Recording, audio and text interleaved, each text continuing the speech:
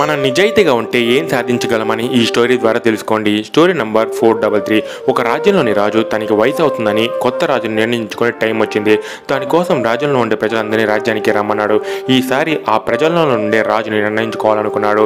అక్కడికి వచ్చిన ప్రజలందరికీ ఆ రాజు ఒక్కొక్క విత్తనాన్ని ఇచ్చి దీన్ని 1 సంవత్సరం వరకు జాగ్రత్తగా పెంచి తీసుకురండి, 1 సంవత్సరం తర్వాత మీరు తెచ్చే మొక్కని బట్టి రాజు నిర్ణయిస్తాను అని చెప్పాడు. ఆ ప్రజల్లో ఉండే ఒక చిన్న విక్కీ అనే పిల్లవాడు రాజు దగ్గర నుండి విత్తనాన్ని తీసుకొని వెళ్ళి నీళ్లు పోసి జాగ్రత్తగా చూసుకున్నాడు. కానీ 3 నెలల తర్వాత కూడా అందులో నుండి ఎలాంటి మొక్క రాలేదు. 1 సంవత్సరం తర్వాత ఆ రాజు ఆ చెట్లను తీసుకుని రమ్మన్నాడు. ప్రజలందరూ వాళ్ళ చెట్లను తెచ్చారు. కానీ విక్కీ కేవలం మట్టి కుండను మాత్రమే తీసుకుని వెళ్ళాడు. అది చూసిన ఆ రాజు విక్కీని రాజుని చేశాడు. ఎందుకంటే రాజు వాళ్ళందరికీ ఇచ్చింది ఉడకబెట్టిన విత్తనాలు. ఆ ప్రజలందరూ వేరే విత్తనాలు లాంటి చెట్టును తీసుకుని వచ్చి రాజుని మోసం చేయాలని చూశారు. Honest is a best policy.